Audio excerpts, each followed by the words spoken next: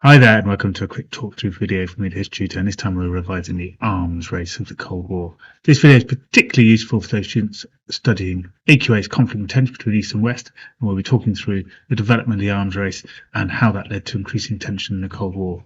If you find this useful, then do subscribe to my playlist. Maybe have a look at my revision guides as well. Lots of help there towards exam success.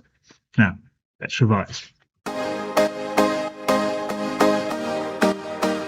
So the arms race starts, of course, at the end of the Second World War, with the Americans developing their own atomic bomb. So after the successful Manhattan Project had invented an atomic bomb, it was then used in anger, firstly in Hiroshima and then next in Nagasaki, to end the war in August 1945. This, of course, gets a reaction from Stalin, who would like an atomic bomb of his own.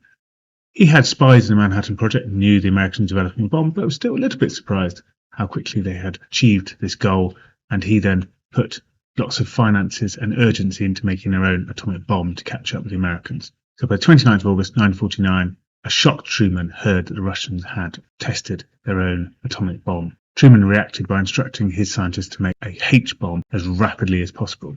This meant the arms race had begun. However, in 1950, Britain becomes the second country of NATO to be a nuclear power, so now there are two NATO nuclear powers against the communist Russians. In November 1952, the USA developed their first hydrogen bomb. This is far more powerful than the atomic bomb used at Hiroshima. But the gap is closing. It only takes Russia a year to catch up with a H-bomb, and they detonate their first H-bomb in 1953. Russia has been closing the gap on the Americans. In 1955, we get the doctrine of massive retaliation as an idea from the Americans. This begins the idea of mutually assured destruction, or MAD, that both sides will potentially destroy each other in a nuclear conflict by bombarding each other with bombs or missiles. To add to this, by 1957, the Russians launched their first ICBM, intercontinental ballistic missile, a rocket capable of taking a nuclear warhead thousands of miles across continents to attack their enemy.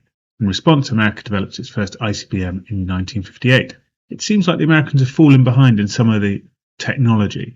However, the Americans have been developing Polaris submarines. By 1959, they launched their first Polaris submarines.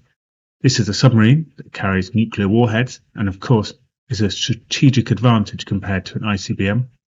It could be secretly off your coastline and then fire a nuclear attack at you from short range. You'd have very limited chance to react. Whereas an ICBM could be seen and maybe countermeasures could be put in place. October 1961, the Russians detonated Tsar Bomba. This was the largest ever nuclear explosion, equivalent to 50 million tons of TNT. Again, it seemed like the Russians were moving ahead in the arms race. October 1962, got the Cuban Missile Crisis. It seemed like the world almost went to war with the 13 days of tension around the Cuban Missile Crisis. Impact of this is people start to fear nuclear war and really worry about MAD. So what are the impacts of the arms race on the Cold War? So we have social impacts firstly. People began to accept the inevitability of a nuclear attack. In America, school pupils did nuclear bomb drills. The catchphrase duck and cover became very common in school drills and also in maybe TV adverts. TV and cinema and literature became obsessed by nuclear bombs and radiation and nuclear technology. So you get comics like Radioactive Man. You get films like Dr. Strangelove making a comedy out of nuclear war. And finally, protest groups like C&D developed across NATO. In 1950s Britain, they led large campaigns, in particular the March to Aldermaston, to protest about nuclear weapons. Politically, there was lots of impacts as well. So a policy of brinkmanship had developed. Leaders could threaten their opponents with nuclear weapons to try and gain what they wanted. This led to mass fear of nuclear conflict, of course. The Cuban Missile Crisis, events in Berlin like Checkpoint Charlie, all heightened the fear of nuclear war through brinkmanship. Also, nuclear weapons like space exploration was very expensive, and this put an enormous strain on both economies. This became a major cause of détente later on, that the Cold War thawed and tension reduced. The Russians felt they were strategically losing the arms race, as the USA had better placed missiles in Europe. For instance, they had NATO countries with missiles like Turkey very close to Russia. This led to the Cuban Missile Crisis, where the Russians wanted to place better strategic missiles.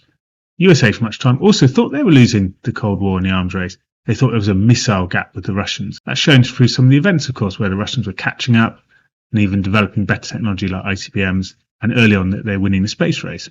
So the governments of Eisenhower and Kennedy had to be tough on communism because the belief was they were losing the arms race.